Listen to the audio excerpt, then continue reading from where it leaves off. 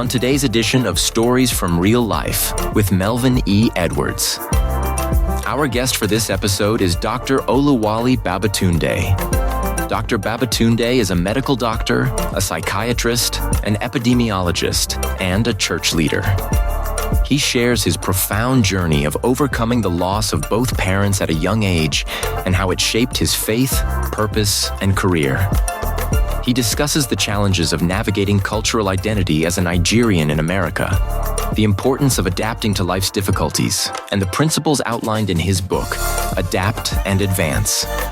Dr. Babatunde emphasizes the significance of finding meaning in pain and the role of faith in healing. I believe when we go through problems, we have to be able to make meaning. And I use the story of Viktor Frankl at the beginning of the book. Viktor Frankl was one of the Jews that were lucky to get through the concentration camps and made it alive, a psychiatrist like myself. And he wrote this book, Man's Search for Meaning. In it, he talked about how we can make meaning of what we are going through. And one big thing he said is, those who were in the concentration camp with him, who tended to, despite all the problems, they knew death could come anytime. They knew life is hard in this place. They knew they could kill them anytime. Those who, in the middle of all of that, are still able to help other people, contribute, help other people. They seem to be those who escaped eventually, or those who got out alive. Most of them seem to have that mind of service, even when things were rough. Let's join this inspirational conversation with Dr. Oluwole Babatunde. You are listening to Stories from Real Life, a podcast by engaging storytellers for engaged story listeners.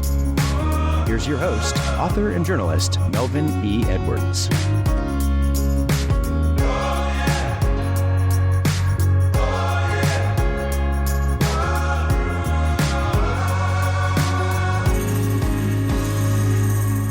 Hello again, and welcome to another episode of Stories from Real Life. I'm your host, Melvin E. Edwards. Thanks for joining me for the podcast where personal stories can have a global impact. As you heard in the intro, our guest today is physician, psychiatrist, church leader, and author, Dr. Oluwole Babatunde. Dr. Babatunde, thanks for joining us today. Thank you so much for having me, Melvin. I'm so happy and excited to be on this show today. Yeah, I'm really looking forward to hearing your story. Thank you so much. You were born and raised in Nigeria and suffered the loss of both parents early in your life. First, I want to say I'm sorry for your loss. Those feelings never go away, no matter how long ago it occurred. And thank you so much. I appreciate it. But I want to say that I'll bet your parents would be very proud of everything you've accomplished.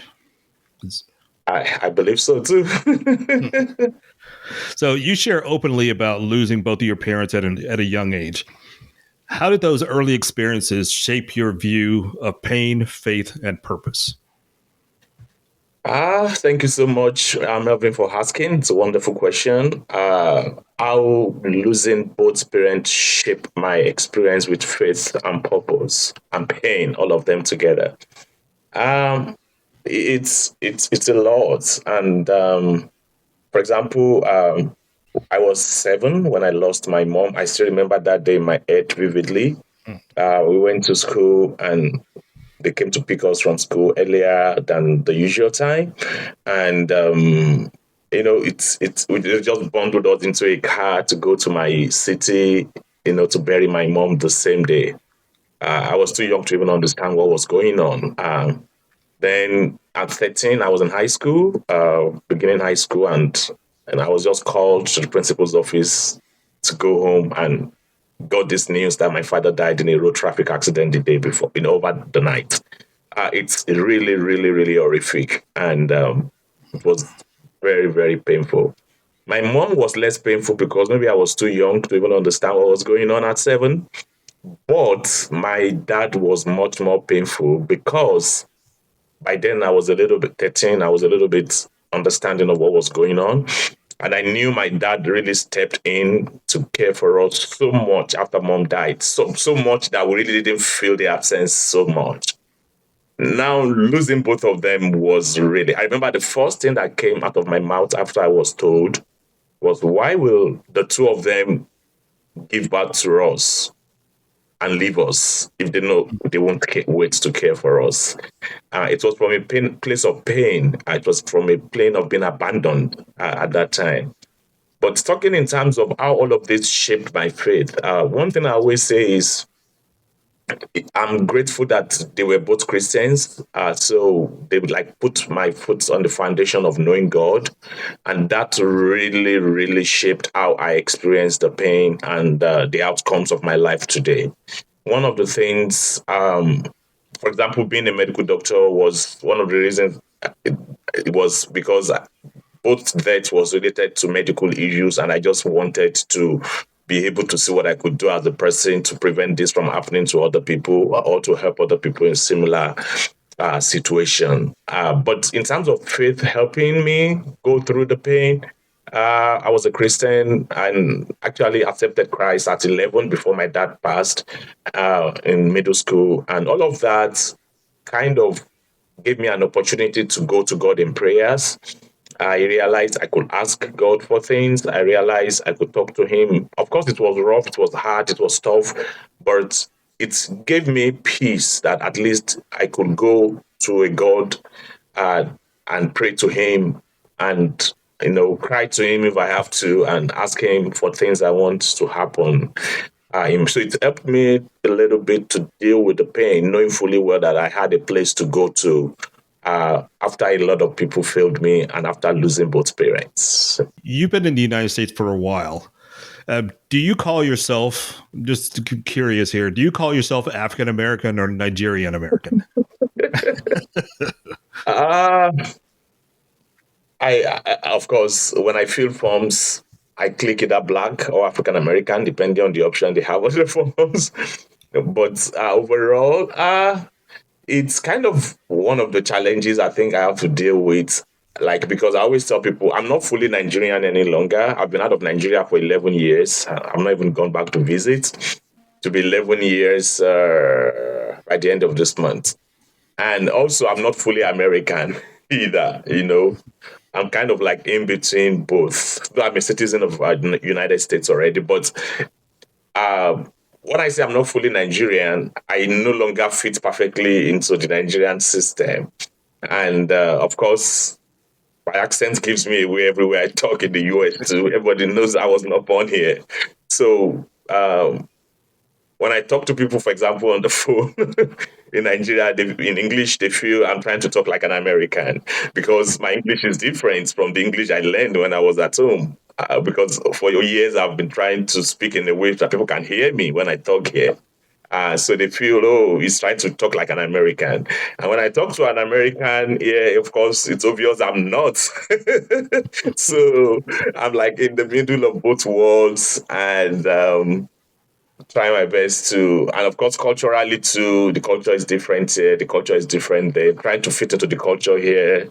Again, holding on to as much of the good culture from there too. But overall, I think I would just say African. I still say I'm Nigerian, but when people ask me where are you from, I always ask them, is it originally or now that I'm a citizen, I'm from Greer, South Carolina. But of course, originally I'm from Nigeria. So I kind of it depends on the context and what people want to hear. But most times people ask me they want originally because, of course, they know that the way I speak doesn't look like I'm from this place. Is that frustrating at all for you? Not exactly. Not exactly. I wouldn't want to use the word frustrating.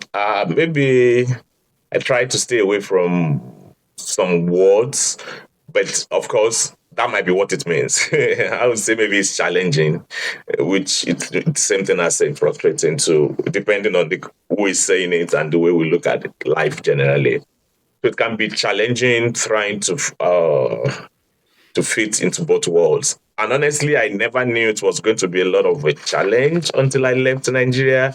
One of the things I didn't think about when I was leaving was that my English, I was in Nigeria, we go to school in English. So elementary, middle, high school, college, everything was in English. So I don't have a problem with speaking English. So I never thought that coming to the US, the English I spoke in Nigeria, people will not hear what I say. Does that make sense to you? Mm-hmm. So, so I was already in the US before I realized something called accent. That people have different accents, and that although you speak English and English is what they speak in the US, you might speak and people might not hear what you say. So I really didn't recognize that until I came into the US. Initially, I did my PhD. It was easier because for PhD, a lot of us were international. A good number of us were international students. So it's easy for the professors and people around us. Everybody have trained themselves to get used to the way we talk to each other. But it got slightly more challenging when I started residency, and I had to see patients like every day. I just finished my psychiatry residency last month. So I had to talk to patients every day. I have to hear them out every day. Although overall, I always tell people 90 to 95% of the time they hear me and I hear them. But I have to put in a lot of effort. I have to talk slowly. I have to as much learn how to say things in a way that they will say it. How to stay away from using such words. For example, I wouldn't ask you what is your work, because work might mean many things. It could mean your job. It could mean that you are taking a walk on the street, and it's easily confused. So I will always ask my patients, what job do you do? That is less confusing and easy for people to know. So I have to put in effort to know those words, which when I say, people are more likely to hear me and know what I'm saying, and stay away from words which can be easily confused to mean something else because of my accent. So, it's, like you said, slightly frustrating, slightly challenging, because I have to every single day do that, because I talk to patients every day. I talk to 10 patients in a day, 12 for some days, depending on the day, and they have to hear me. I have to hear them. So which are things an American would not worry about, because it's you hear each other easily. So, right. But overall, we get the work done. People eventually hear me. So it sounds like you go through day by day of trying to adapt into the American culture. Exactly. And the title of your book is Adapt and Advance. So, so can you tell me what that means and how it came to define your personal philosophy? Yes. So adapt and advance is to accept the reality of a difficult situation, which was what I have lived with all my life. And I would say, looking back now, I think the loss of my parents prepared me for everything I'm doing now. I really had to adapt at every single stage. But like I always tell people, it's not even only about having big trauma or something big problems. The truth is, all of us have to adapt and advance to things every day. I talk to patients every day, and in psychiatry where I practice, we kind of have to listen to people's problems, because, for example, depression is a very common disease we treat, maybe one of the most common. Almost always when somebody is depressed, there's always something that led to it, a stressor. Maybe they lost their father like I did, or their mother, or they lost a job, or life is just hard, No matter how, even the rich, there's this show, The Rich Also Cry, multiple years ago. Everybody has problems. They might not tell you, and you might think the rich don't have any problem. I see very wealthy patients at times, and I see that they have their own unique set of problems. So everybody has challenges at every stage of life, no matter where you are. We might just have learned how to cope with it, and that's what adapt and advance is all about. Adapt and advance is your ability to cope with to accept the reality of a difficult situation and be able to move forward despite the difficult situation that we find ourselves in. And again, like I told people, maybe for me, if you ask me what's the most defining problems, I would say, the loss of both parents at 7 and 13. That would be the most defining. But the truth is, apart from their death, I still go through other challenges that is not related to their death every single day. Some are big, some are moderate, some are small. And I want to believe that's how life is for all of us. We still have one or two problems, one or two challenges that we go through. At times we have the big one, at times we have the moderate one, at times we have the small ones, tiny bits every day. So all of that needs that we have our ability to adapt. And so my book was motivated, one, by the loss of my parents and how I succeeded despite that in life. And I just feel somebody might be going through something similar. It might not be the loss of parents, could be something else. Like I said, all of us are, and that's why I believe the book is for everybody. And we need just to keep learning how to adapt, how to accept the reality of things, and to continue to move forward.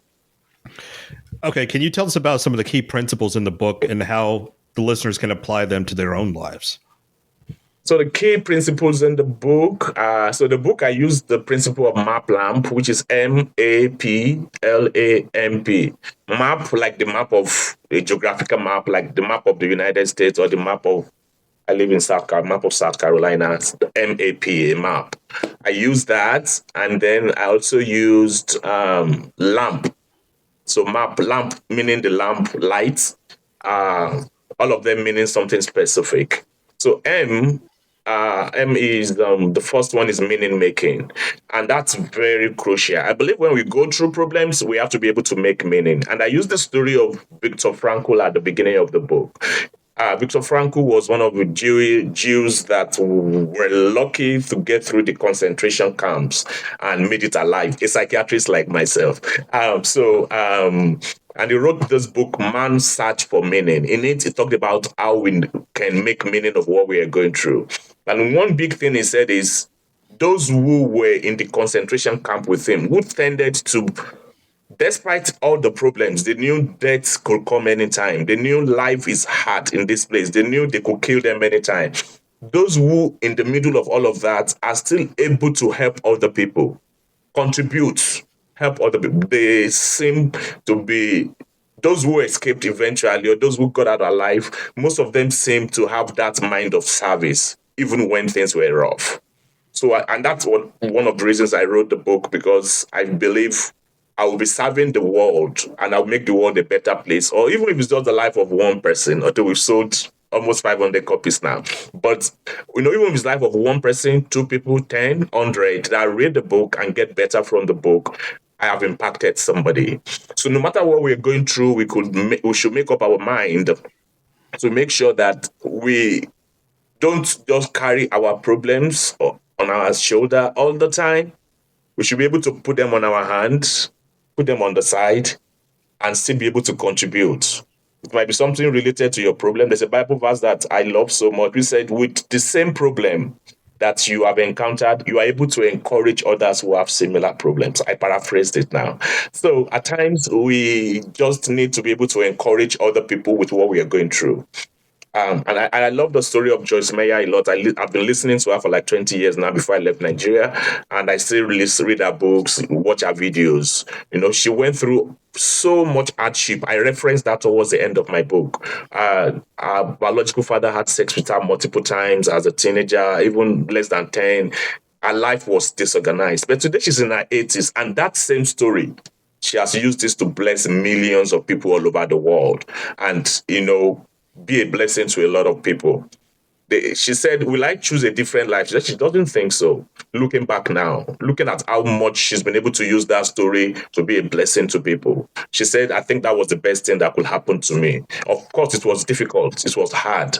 But looking back now at how much that story has encouraged other people, she believed everything was part of the bigger picture. So meaning making, again, at times, so one of it is serving others. 2 is always focusing on the big picture. So understand that your temporary setback, the loss of my mother at 7, the loss of my father at 13, the exam I failed at the age of 16, the one I failed at the age of 18, 21, and so many other events. I could list on and on. There was a chapter where I listed like almost 20 things I could count as big challenges in my life, and they were big enough to stop me from moving forward.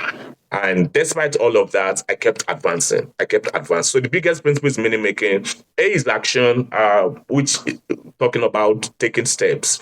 Again, you must just take steps and keep moving. P is planning. At every stage, you must be able to draw a plan of where I am now to where I'm going. How do I get there? I traveled all the way from South Carolina to Indianapolis yesterday. There has to be a plan. How do I get there? Am I flying? Am I driving? Am I going by the ocean? Whatever it is, there must be a plan. So no matter how bad things are right now, you can have a plan from where you are, at least to the next level. When you get to the next level, you have another plan from here to the next level.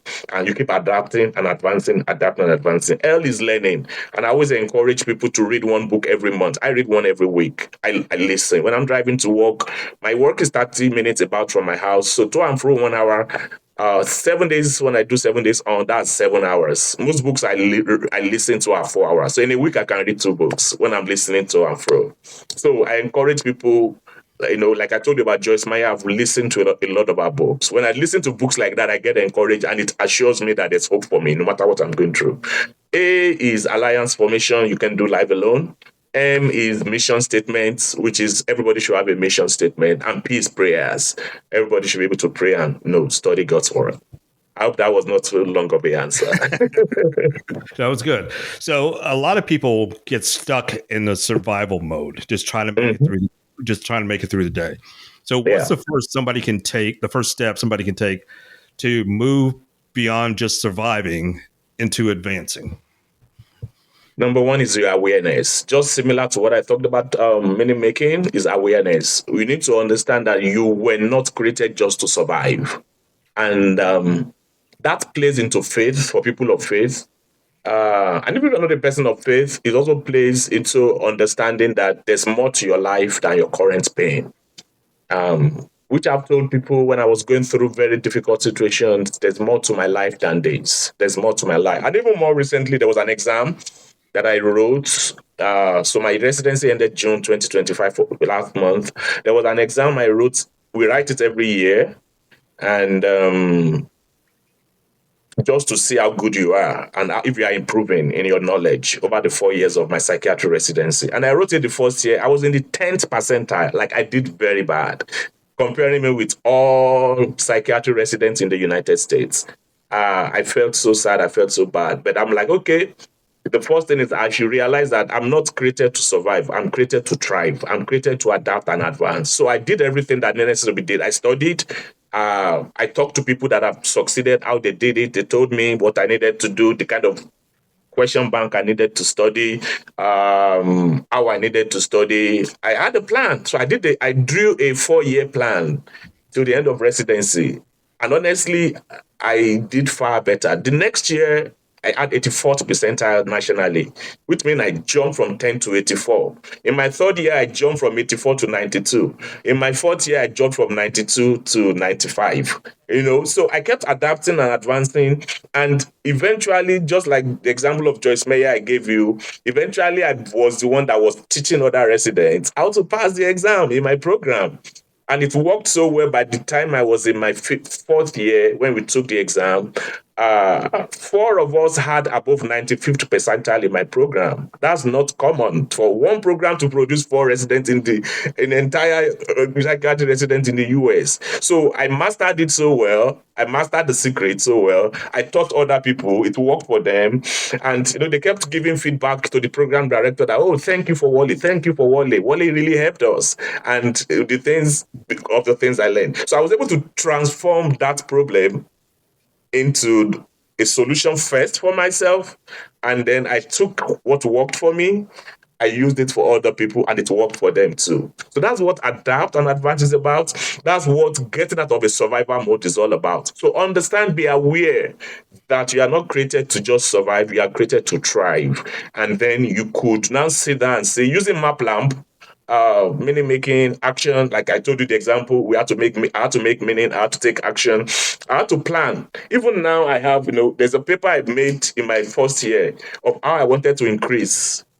I I did far more than what I planned, So you plan, then I read books, I talked to people on the phone, I learned the principles. So all of those 7 principles, I used them and they worked for me. So the first thing is realizing you are not created just to survive. You are created to thrive, to adapt and advance and to make forward. And that problem is not there to stop you. No, that problem is there for you to make meaning of it, adapt and advance, one step at a time. All right, so you are a medical doctor, as we mentioned, an epidemiologist, a psychiatrist, and a man of faith. How do you balance all of that? Balancing all that, it's a lot of work. And now I'm also an author. And an author, yes. Yeah, and I'm also a father. I'm husband to my wife and all of that. So it's a lot of things. Again, I will keep coming to the principles of MAPLAMP. I'm already writing my second book, which is going to be more psychiatrically based, using the same principle of MAPLAMP too. Which I strongly believe it's going to help a lot of people, especially people going through a lot of mental health issues.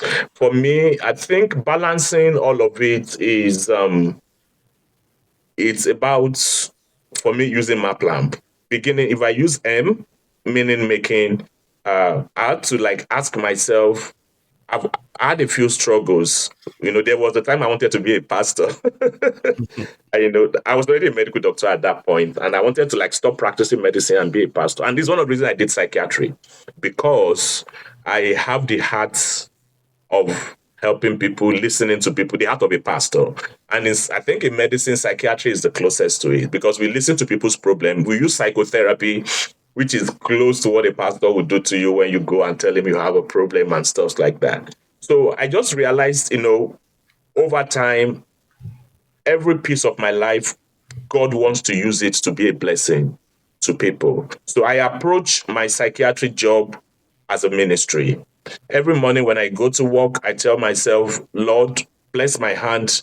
Every patient I shake today, I want them to feel the warmth of God to help them cope with what they are going through. Every patient I talk today, let my words be healing. Let my words be calming. Every patient I look in their faces when I'm encountering today, let the looks from my face communicate compassion to them. The same way, a pastor will pray and ask for his words to bless people, the same way is where I want my words to bless my patients.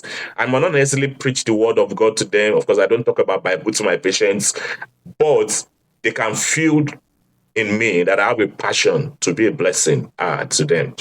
Same way, as an author, I want my book, every morning I pray, everybody that handles my book, I want them to be blessed by it. I want them to have a story by reading it, that when I read this book's blessed me, and this happened and this happened. The same way as a scientist, I had my PhD in epidemiology. I also want to make discoveries that will help me help my patients.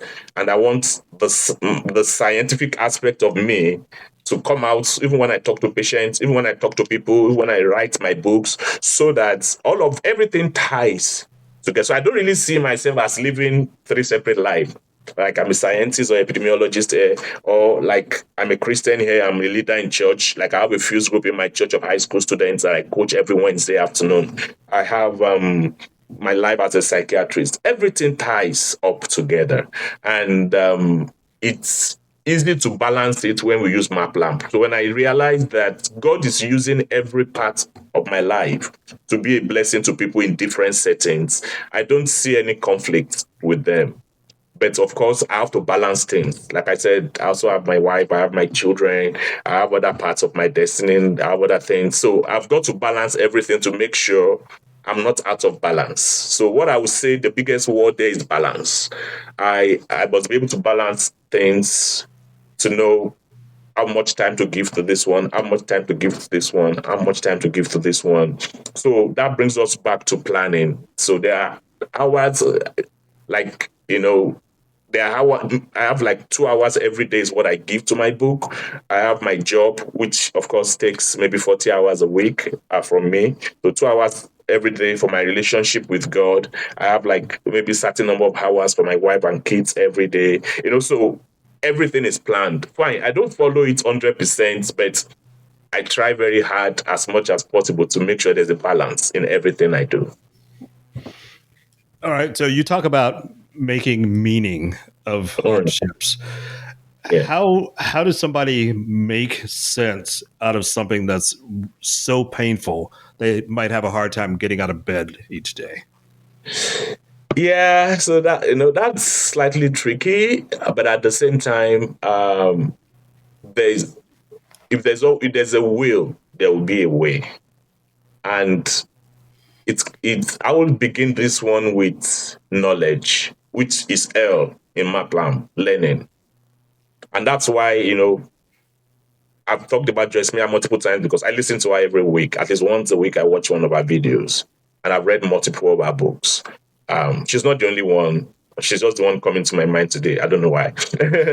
So I would say the first thing is understand that some people have gone through similar things and they were able to overcome it. I think that understanding is liberating.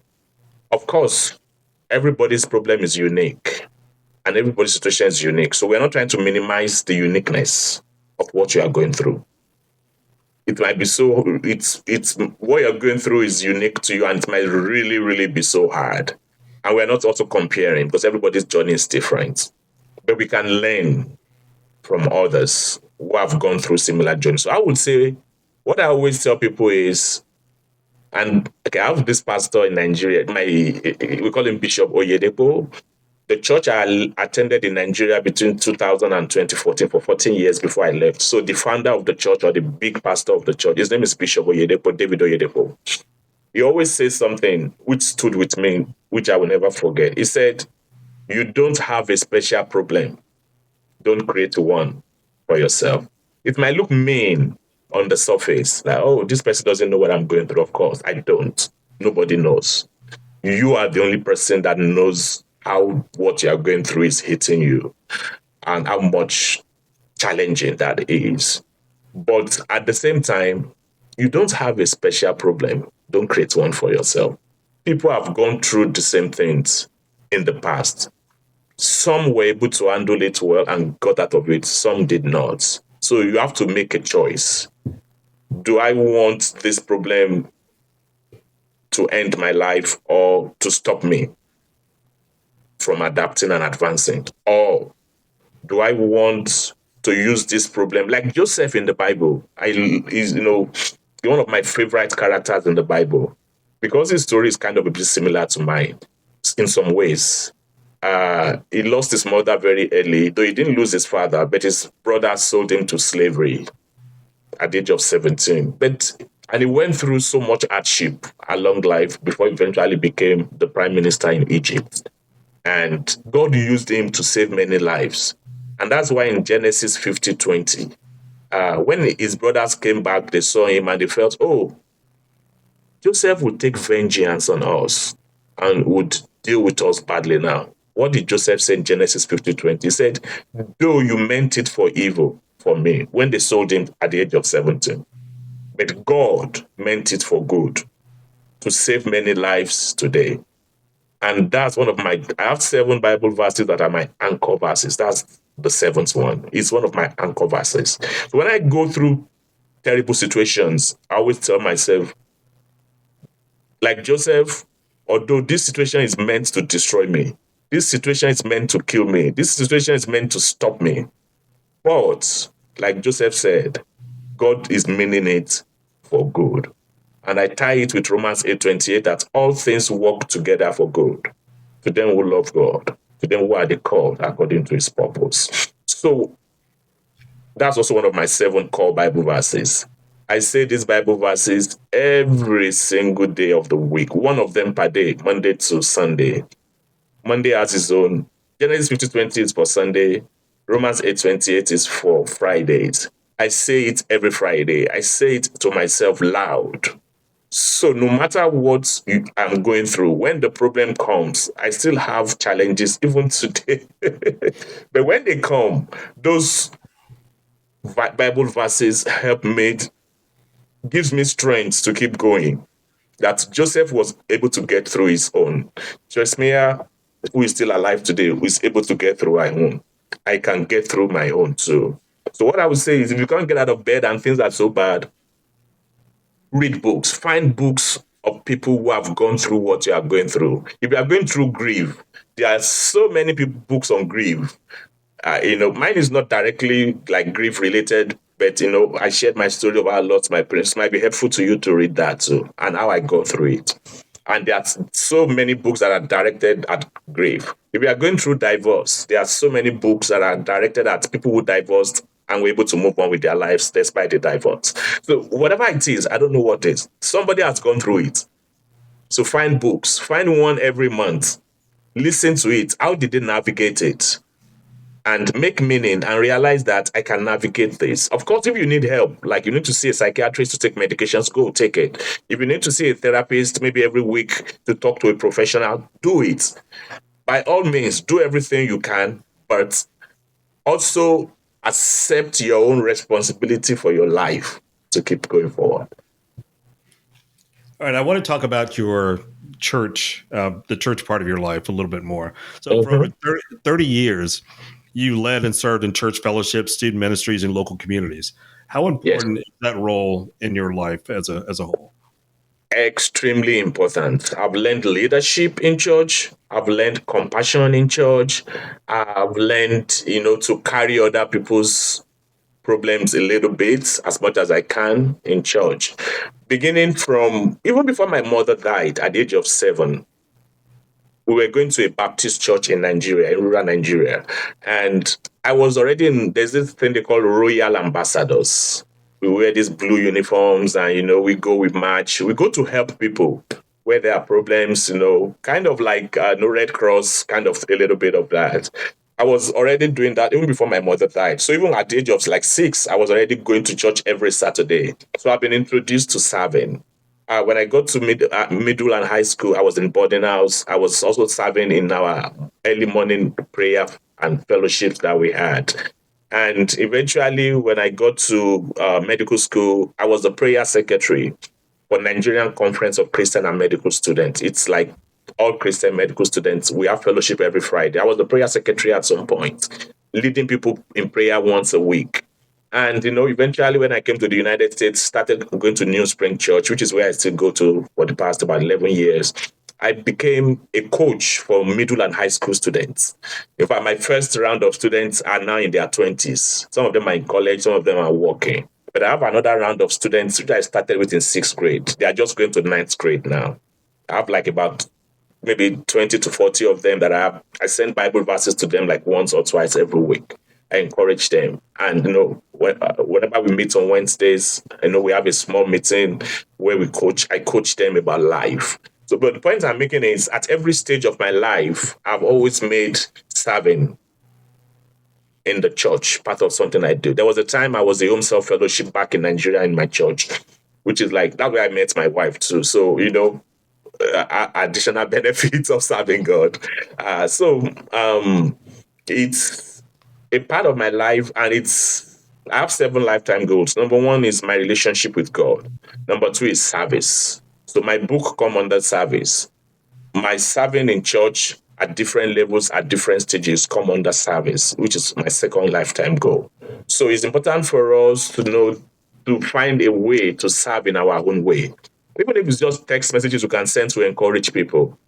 I used to do every day, but after my book got published, it was just impossible to do every day. But at least I do minimum of 2 to 3 times every week. I send text messages to these boys. I send Bible verses. When I find something that is encouraging, I send it to them just to uplift them. So there's something you can do to serve. You can, no matter what, you could join your choir if you can sing. I was also in the junior choir at the point of when my mother died. We have a choir for young people in our church at that time. So whatever you can do, do it to be a blessing to other people. And again, it's part of meaning making. Like we said, meaning making is going outside of your own problems or keeping your problem aside and being a blessing to others.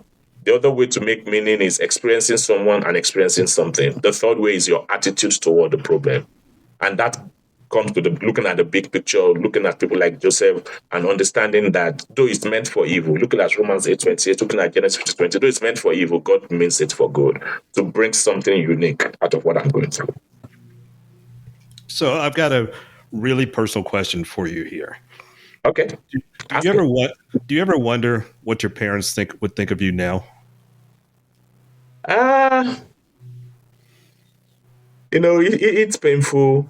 And like you said at the beginning, it never completely really goes away. Grieving never completely ends. Although there's a difference between, grieving in a way, grieving never completely comes to an end. But we must be able to manage our grief in a way that is positive for us.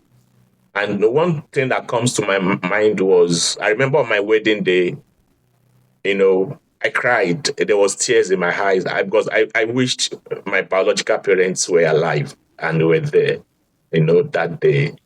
And for me, funerals can be very emotional because whenever I attend funerals or somebody died, one of our friends died recently, and I was just watching, the wake keep, it triggers, it brings memories to me a lot.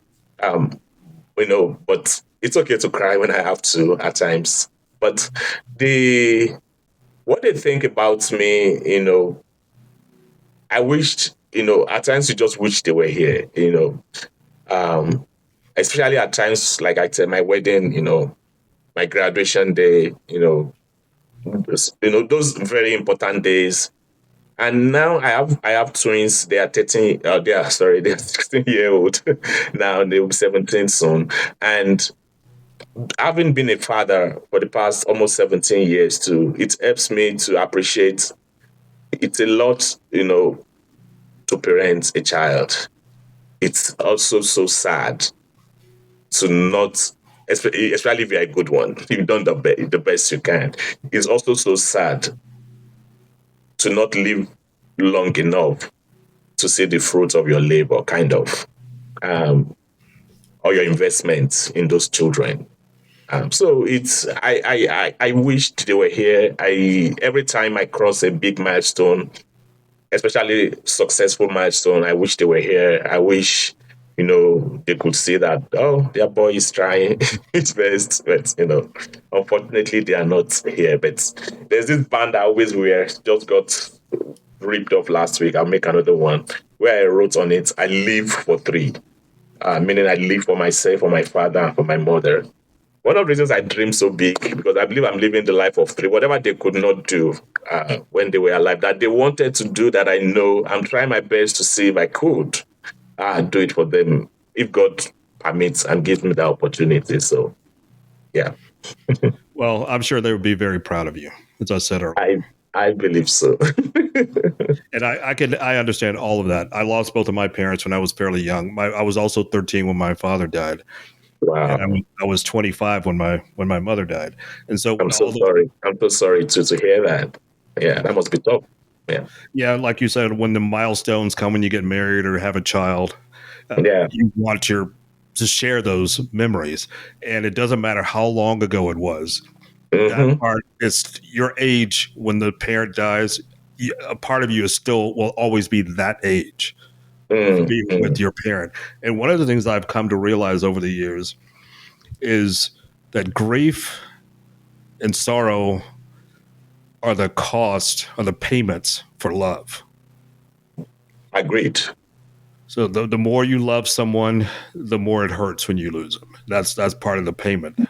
And we are just going to lose people. So all of us is a debt we all owe. Whether we live up to 100 or 120 or 70 or 80, whatever years we live, we'll live at some point. Yeah, absolutely. So let's get it back onto something happier before we both start crying. All right. So what surprised you the most while writing Adapt in Advance, either for yourself or from a message that you feel like God placed on your heart? I think the biggest surprise for me, it was a very emotional process. We just talked about it, so it looks like we are still in that in that mode. For me, what surprised me the most was one. Let me relatively on an emotional level. It was talking about some of those things was emotional for me. I remember when I was to read my last proof of the book, and I was listening to it, and tears was coming from my eyes. It was like wasn't the one that wrote it.